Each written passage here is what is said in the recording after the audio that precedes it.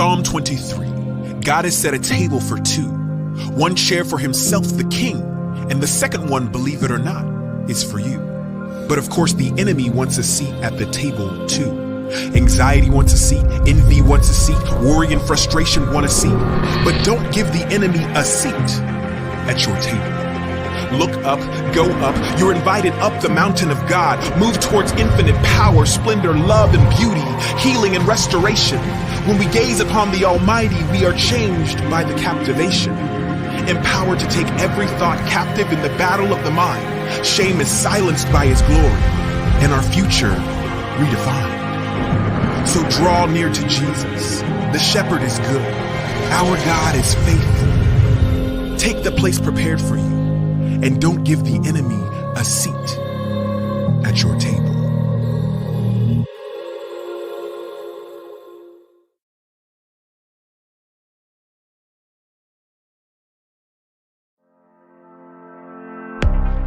Masinya Attorneys Incorporated, a boutique commercial and taxation law firm in Midrand, Johannesburg, South Africa. Strategic lawyers on point with more than 20 years of practice experience. We are professional, capable, and qualified.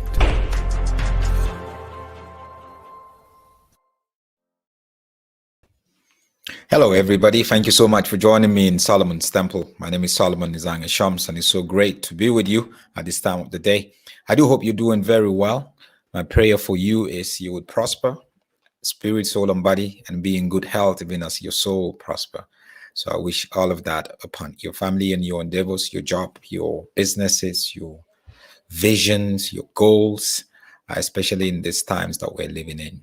Remember, truth cannot be changed. You can delay the truth, but the truth will come to pass. That's why it's important for us to seek the truth. So thank you so much for joining me. If you're watching on YouTube, thank you so much. I appreciate each and every one of you. Without your support, we wouldn't be here.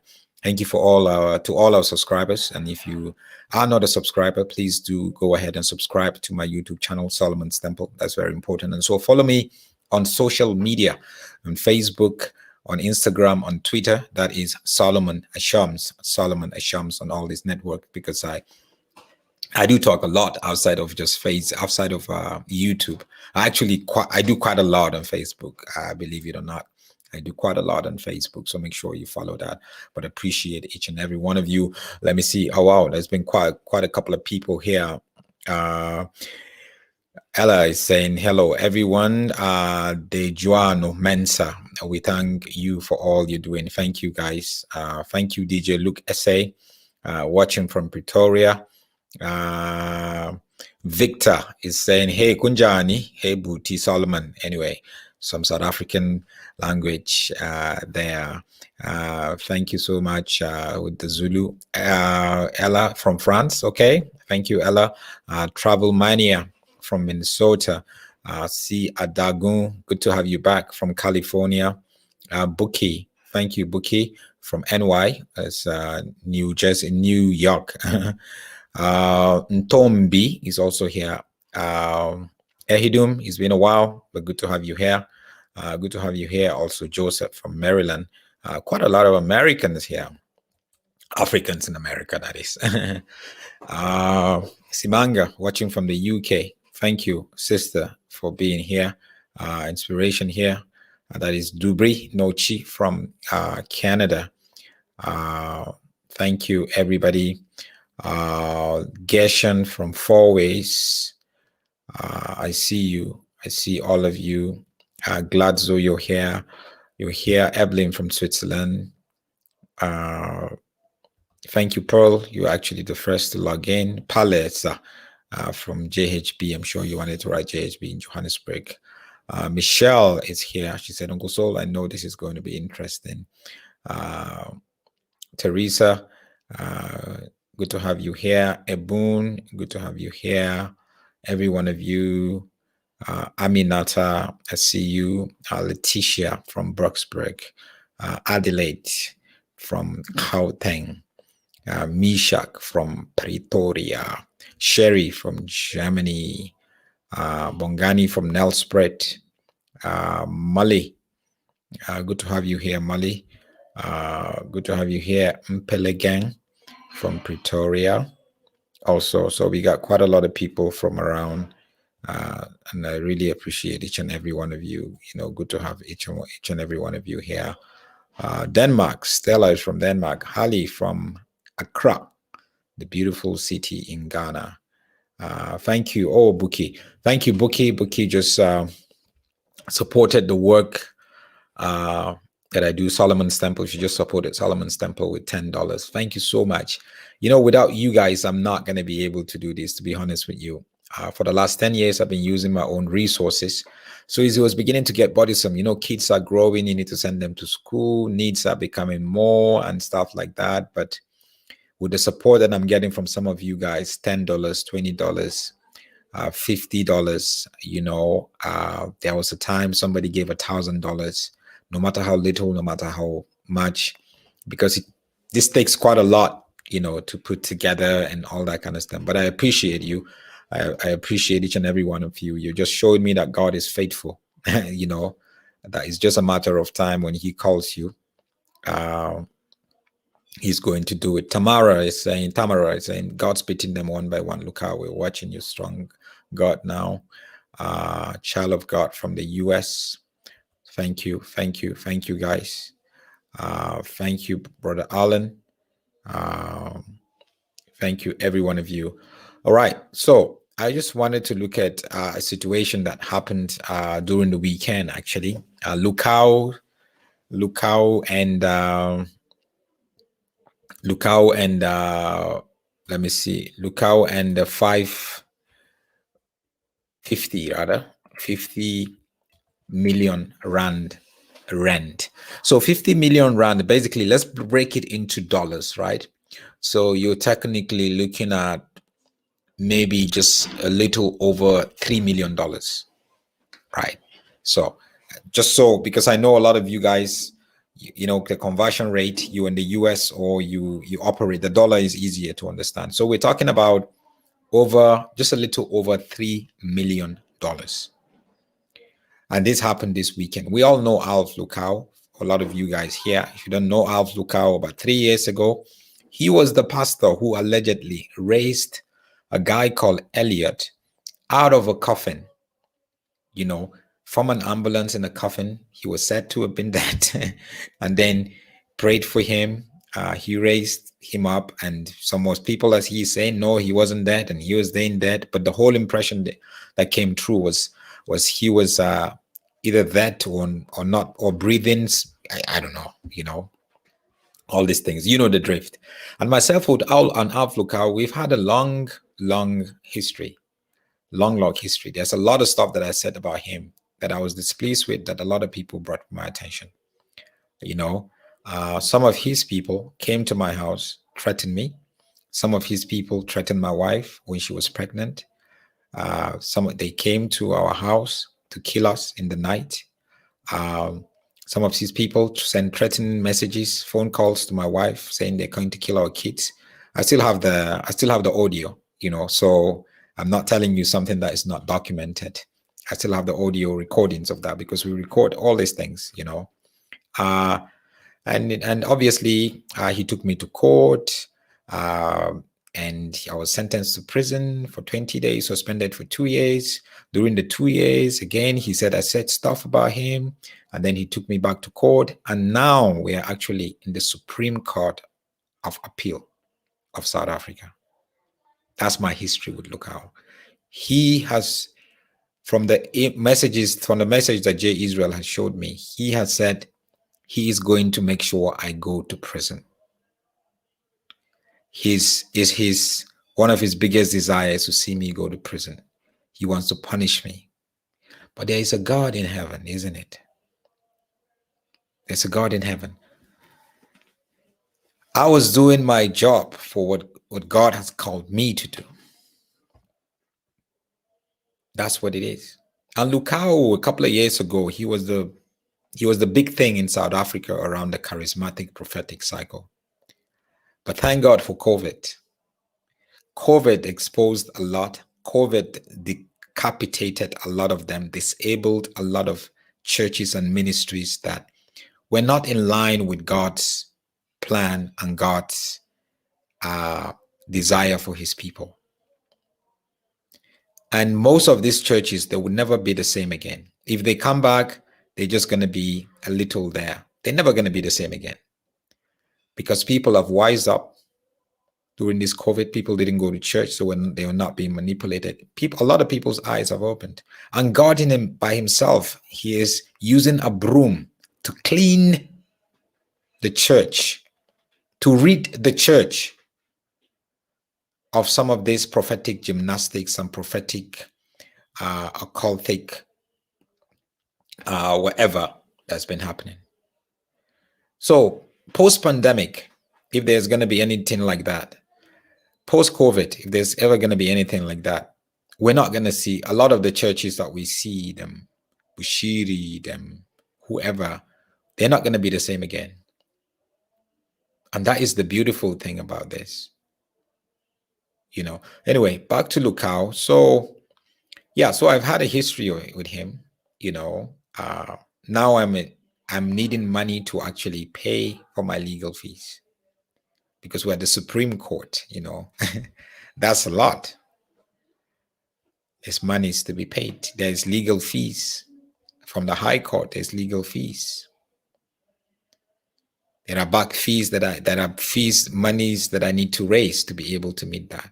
And because, some of these guys, they are familiar, then they know that I'm not a millionaire. So where would I get the money to be able to do all that? I spend a lot of my family money in this thing. I mean, it started 3 years ago, right? Going 4 years now, actually, when Lukau came after me. Anyway, back to the rent issue. So, somebody actually brought it to my attention. A journalist, actually, I know the journalist, Julia, who did, is it Julia? Yeah, I think it was Julia who did this. No, it's not Julia, it's Nduduzi. Julia did another story. Yeah, this appeared in one of the biggest Sunday newspapers in South Africa. It's called the City Press. So Pastor Lukau'S 50 million rental scandal. Like I said, 50 million rand is about a little over $3 million. So that's a lot of money for rent. How did they accumulate this amount of money? What happened? If you were being charged to court, because here, a company that leases warehouses and places, who actually gave them, leased this place for them, is the one that came out now and saying that they needed to pay. This is the property here. Some of you guys are familiar with the property. Actually, some of you guys have even been there before. This is the property that we're talking about that brought this whole thing out. So it's quite a property, they've moved out of this property. They moved to a very smaller place. But this property, this was where, right in front there, that was where they had the resurrection thing. In front where you see the white car there. That was where they had the whole resurrection drama. So this was the property. It was there. It was the place to be, I actually thought that they either bought the place or they were renting to buy. Because normally you can rent to buy. So instead of paying rent, you're actually paying for the place. And that's always a smart thing to do, But in this case, it was totally different. So this is what happened, right?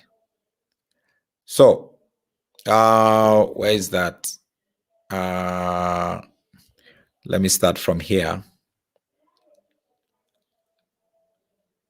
No, I'm sorry, guys. Okay, so here is what happened. So technology distribution and warehousing giant Tassos Shared Services is battling to recover a 50 million deficit allegedly owed by controversial pastor Alph Lukau and several of his associates. So Lukau and his associates. So when you say his associates, you mean his business partners, directors who are part of the business or who are part of the church. So this technology distribution and warehousing giant. So this is a big business, Tarsus Shared Services. They are the ones that lease the place to them. And what was the lease for? And this is it. According to arbitration documents, that is the papers that was taken to court, and they're now talking to see how they can deal with things. Tarsus Shared Services has been trying to recover the debt since March 2018. So we're talking about 3 years ago, relating to the period when the church was evicted. So the church was evicted from the premises early last year because it could no longer meet the 1 million monthly rental fee. 1 million in rent.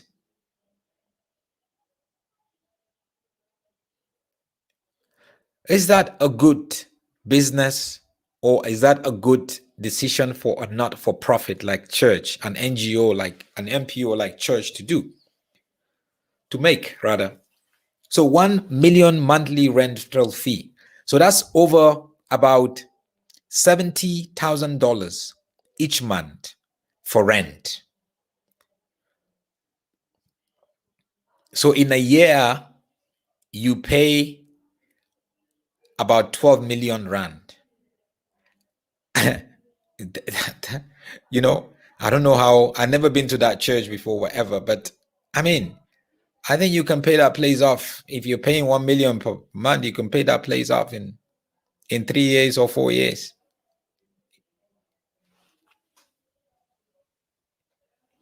So the rental in itself is like 1 million rand. Why is it even that way? As a church, you're renting, you're not even renting to buy, or it's not like you bought the place and then you're paying it off. So it means they had a lot of money, because they were at that same place for about, maybe I would say 5 years or so, because they were in Midrand, a place called Gallagher Estate in Johannesburg, South Africa, before they moved to Midrand, the place where they had issues there, and they had to, it was issue between Lukau and his sort of like his uncle-in-law, who actually owned the building, from what I heard. And he decided, they fell out, so he decided to kick them out. And that premises, this place was like the place to go. A lot of international people came. This was where the miracle, the so-called miracle, signs and wonders happened. You can see his photo there and his wife right in front. Big photo. The president of South Africa then, Jacob Zuma, that was where he went. But there were also a lot of things that happened there that were very, very ungodly. Extremely ungodly. So back to what this business is saying. So they basically said that they emphasized that the appellant requires the information, not even here.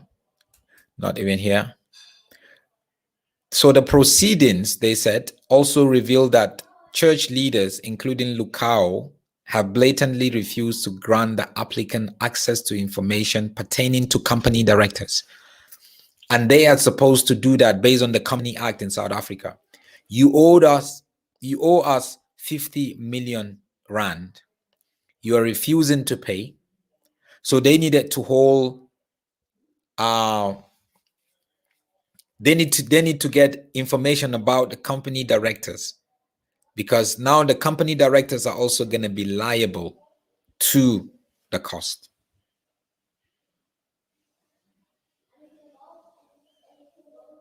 But now they're not giving them access to it.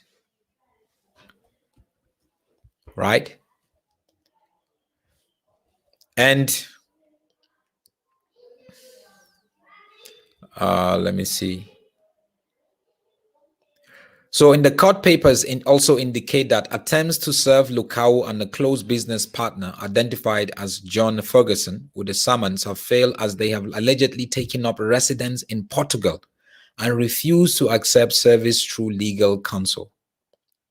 So, but Lukau has a legal counsel, and the legal counsel is the one now that have been taking me to court. So I don't know why they don't want to accept that through legal counsel, because their legal counsel, even today, they send my own legal counsel an email today. But now they're refusing to accept any paper because they have allegedly taken up residence in Portugal. So I don't know if they are stationed in Portugal now, they moved to Portugal, or they go and come back to Portugal. But this case definitely will keep them away from South Africa for some time. So this guy called John Ferguson, I don't know if who is Lukau's a close business partner. I don't know if you remember the whole resurrection miracle thing. There was a white guy that was standing by the coffin. Now that is John Ferguson. That is John Ferguson, the white guy that was standing by the coffin. That is John Ferguson. So now it means they've moved to Portugal. I know Lukau has moved his family to Portugal over 2 years now. His wife is from Angola, so it's easy for them to, it's Portuguese, speaking, so it's easy for them to slot in there. So this has really caused a lot of problems. The 50 million that the company is claiming from Lukau, part of the proceedings that they put on in the arbitration, they claim that arrears rental charges up to the date it canceled the sublease. So there is actually arrears rental that and charges that they needed to pay before they even moved out, before they even canceled the sublease. And also damages for the period the defendant was in occupation after the cancellation. So after the cancellation, the defendant was still there occupying the property.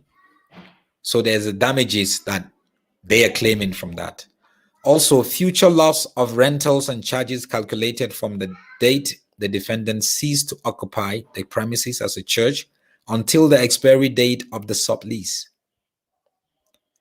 And also restoration of the premises, because the premises, they feel it was not handled well. It was, things, the way that they gave them was not the way that it is. There was a lot of damages that happened there. And these people went to, they said, okay, here is it here. He said they further highlighted that their legal representation visit Lukau's known place of business in June, that is a church, but the representative was denied entry. The premises has access control and requires a security guard to allow access. They said they spoke to the security guard on duty and asked that it be allowed into the property in order to deliver the request to the respondent to inspect the securities or the member registers of the respondent. The guard who refused to provide me with his name did not allow me access. That's what the court papers were saying. He disappeared into the guard hall on the property and spoke to his supervisor, who came out to speak to me. After explaining the purpose of my visit and the documentation that I had with me, the supervisor also refused to provide me access. So that's a church. Similarly, he refused to provide me with his name, and I could see that he had been speaking to someone over his cellular phone from time to time. After seeing the letters attached to the gate, the supervisor said that I should come back the next day. And but they never really gave them, and so that's according to City Press journalist and Duduzi. So there's been a lot of back and forth. And for me, the question is, how can you acquire so much in debt? from the rental. First, paying 1 million rand for rental is quite a lot of money. Why do churches get this big building and pay rent instead of, if you're paying 1 million rand for rental, obviously you can buy a property. Is there a reason why you refuse to buy that property? I suspect there's a reason why you're refusing to buy a property. A lot of these Pentecostal charismatic churches today, they don't have properties. A lot of them. They would do fundraising. They would do church building fundraising. But 5 years later, 7 years later, you don't know what happened to the money. Alph, Lukau'S, and Hallelujah Ministry, they've done a lot of fundraising for church building. Bushiri has done fundraising for church building. He even showed photo of where they're building and the builders are building the place. But nothing happened. Where's the money today? Where's the money today? Sometimes we want to have a prime location in Santon, somewhere in the middle of where people will think we have arrived. We end up paying so much money and not even buying the place. I mean, I was shocked when I discovered that they were renting. They didn't have an option to buy maybe, but they were renting. And then you moved out because obviously the pandemic came, COVID came, and it affected your business and your cash flow. You're not able to make money. People are not giving you again. People are not coming from Europe, from the US for international visitors program that you do every quarter, where they give you dollars.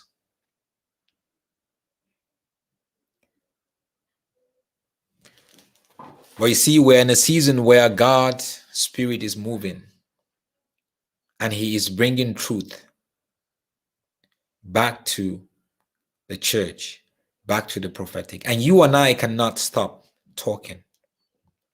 We cannot stop speaking about these things. We need to over and over and over speak the truth to ourselves, to other people, truth to power, truth to abuse, truth to manipulation, the way that we see churches happening, the way that we see them happening, the way that they want to, the way that they do their own thing. So it's important for us. Let me even check out some of your comments. Nelson Simba said, laugh out loud, same thing with Uber Angel Church. The Birmingham branch had rent issues when I was there. That's what they do. You know, they make so much money, but they're always renting. Have you ever figured out why they're always renting? But if you go into the church and if you see how much they've spent to fix the place, you'll be like, what is this? There's the reason why they're always renting. Most of these churches that you see, they're always renting them Bushiri and them Uber Angel. Because one day they just want to park and run away. They don't want any liability. Because money is, you give Bushiri money. They take it, they raise money for building, raise money for building. They put it in their pocket. I mean, Bushiri went to the extent of even on social media putting pictures of the place where they got the land, where they're even building, with like builders busy. Can you believe how deceptive that guy is? But there was no land. There was no land.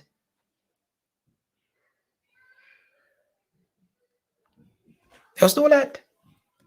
If you know how much these guys make every month, if you're paying 1 million every month for rent, do you know how much they make every month? That you cannot even buy your own place?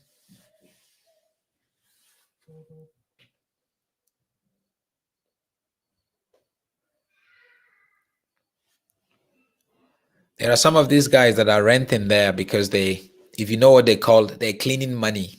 You go and do your research. Solomon, what does it mean to clean money? Wash money. Go and do your research. There are like Nigerian pastors that I've heard about them.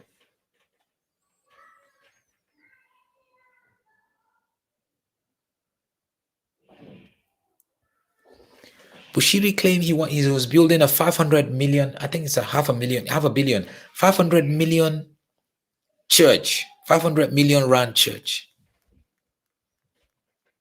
500 million rand church. And I got insiders from a lady who was actually a director with the government. She was part of the file needed to come to our place to even approve and sign off the land.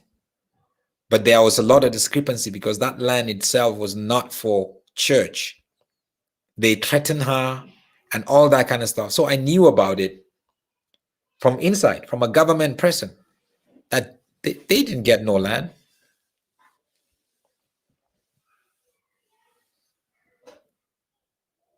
They didn't get no land. Be careful when you see a church that claims to be prospering and you see people going there and they have money, but they don't have a land. Be careful. Or they don't have a property. Be careful. They are strategically locating themselves in the city center, in the place where it gives them affluence, and people like, oh wow, this is an elite upper class church, so we can go there. They don't want to move. They have the money, even if they cannot buy the place where they're in, but they have the money to buy 30 minutes or 20 minutes away from there. But they don't want that because you see, they're not there to serve God. They're there to enrich themselves. So location for them is very prime. They can pay anything to be in a certain location because it's about status. It's about status.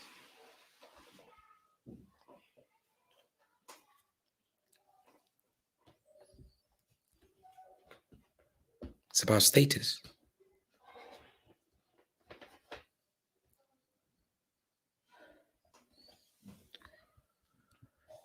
So we need to ask those kind of questions. Lukau, where is he now? Based on this article about the money, he's in Portugal. Yeah, but he's in Portugal, but he's taking me to court here. But he's refusing to come and accept his own court papers from these guys. They're refusing to release the names of the directors. But this guy is their big business, so they will go after him. They would go after him to get their money. But you see, there's a God on the throne. There is a God. I was speaking to one of my mentors today. He said, Solomon, as long as you are for the people, you're doing what God said to do. You're not doing it to enrich yourself. Whatever happens to you, God himself would vindicate you. God himself. I've been through a lot with Lukau. I've been through a lot with him. I'm sure he's very angry. He's been very angry with me because I exposed him a lot.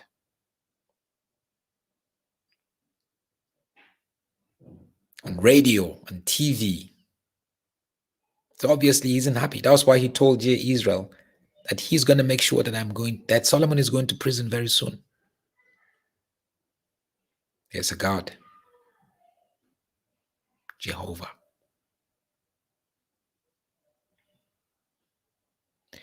So again, when you see churches claiming to be prosperous, but then they don't have a place.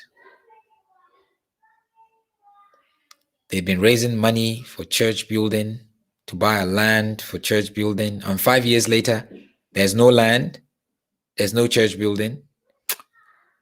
Something is wrong. Something is wrong.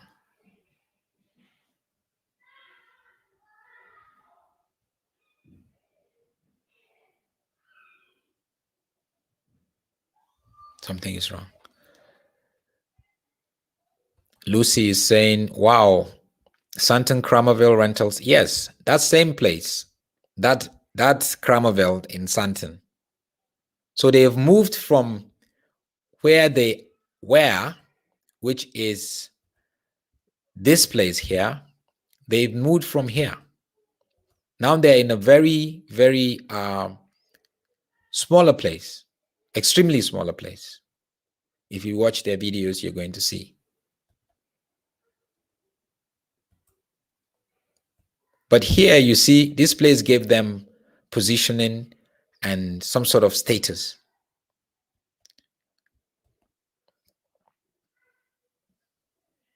Kelly said, you opened my eyes, Solomon. Praise God.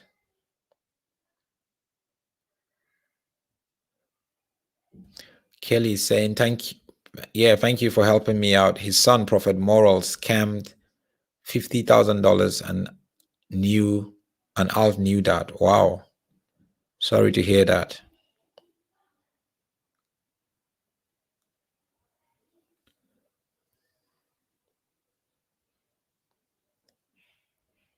Nelson says church corruption in Africa is not even hidden anymore. At least in Europe, they have to hide it. You're right. That's a summary. You can beat your chest and not even hide anything. That's what you do.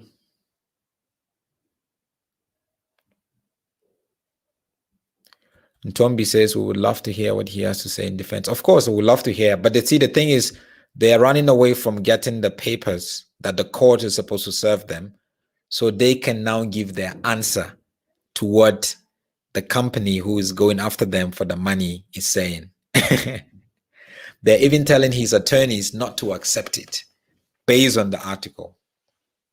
So if what they're saying in the article is what happened, they're running away from receiving to receiving the paper. So there's not going to be defense. Either they're not ready, or they have nothing to say, or they know they're wrong and they're just hiding and running.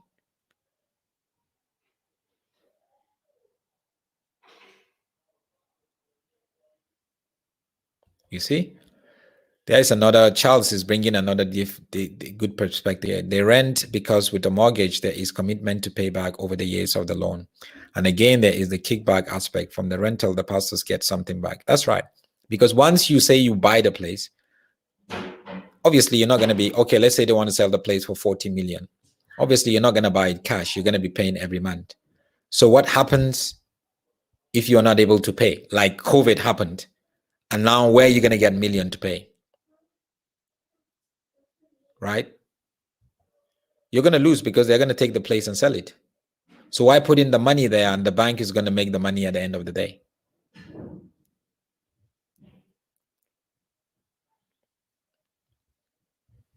So I see quite a lot of comments here. Thank you guys.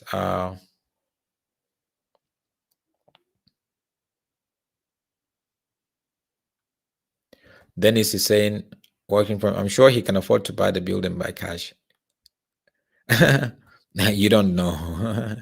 Don't, all that you see on TV, sometimes they try to show you they're multi-millionaire, but probably just a millionaire. You know, and why would you want to buy the building by cash when a lot of them they're in business? Why you want to put money in it when one day you're probably you have plans to move out or to go somewhere else? Lukau'S is not in South Africa, from what these papers are saying. He's not in South Africa anymore.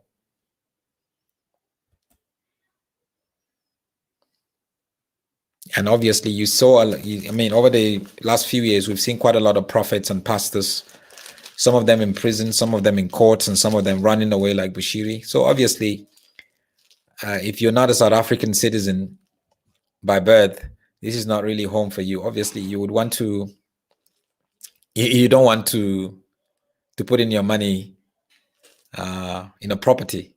It's not going to be easy for you to get your money when you want to run away or when you want to leave.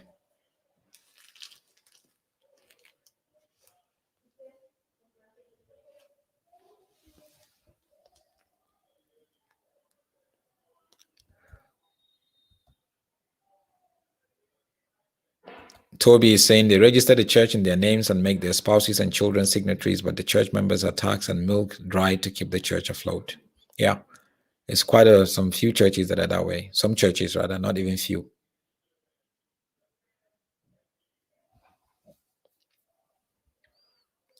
Lizzie is saying the problem, South Africa don't trust their own pastors. They want these miracle quicking pastors. Roma, oh, South Africa, I've seen a lot with charlatans, but still people can get tired of being deceived over and over again.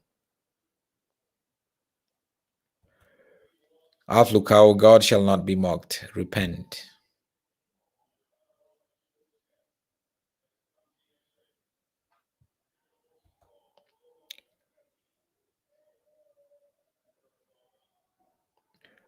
Dave is using their line actually. For a church that claim we win, we don't lose, to run away from 50 million clearly demonstrate that Alph was all fake, true and true. So ashamed to have been part of that church. Are you a part of that church, right? Yeah, I see. You know that we win, we don't lose. We win, we don't lose. You know. Anyway, I just wanted to bring this sort of like update, just to let you know what's happening and maybe what God is doing also, because this might be about rent and whatever, but it's also God's way of dealing with certain things and doing things and bringing a lot of things to light. You know, that's the way God works. It is important. It is important. So thank you guys. Please, if you're here watching on YouTube, please subscribe to my YouTube channel, Solomon's Temple. Please subscribe to Solomon's Temple. That's important. Subscribe to Solomon's Temple. And also follow me on social media. Follow me on social media. That is Solomon Isang Ashams on Facebook, on Twitter, and also on Instagram. Solomon Ashams on Facebook and Twitter. Please make sure you subscribe on the YouTube channel. And also I want to encourage you guys, if you're a pastor around Johannesburg or Pretoria or around, there is a workshop that is happening in October for pastors that want to really think out of the box, you know, doing church very differently. Please, I would play a promo video. I'll play a video right now that will give you a lot of information. It's going to give you a number. Please call that number to get more information and also to register. And also I'm going to give you an email address that you should actually send an email. This is the email address that you can send an email: info@joybringers.co.za. Joybringers is an NPO, not for profit, that they are organizing that, and there are like experts that would be speaking. So please make sure you do that. But watch out for the video. I'm going to play the video right now. But thank you. May the Lord bless you, keep you. May you continue to stand on truth. When you see false, you speak truth. Amen.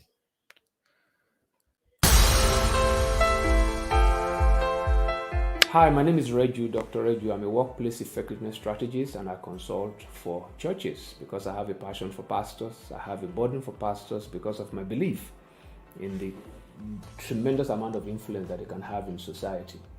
But over the years, the global church, we've focused on only what happens within the four walls of our buildings. We've reduced the definition of church to a building, which we know is not accurate.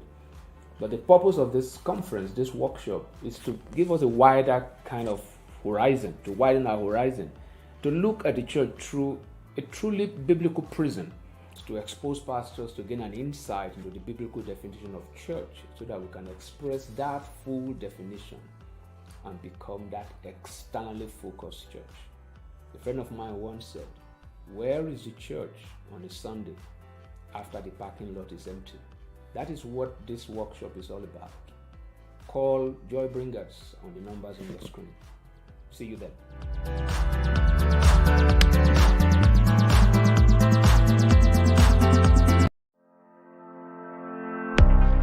Masinya Attorneys Incorporated, a boutique commercial and taxation law firm in Midrand, Johannesburg, South Africa. Strategic lawyers on point with more than 20 years of practice experience. We are professional, capable, and qualified.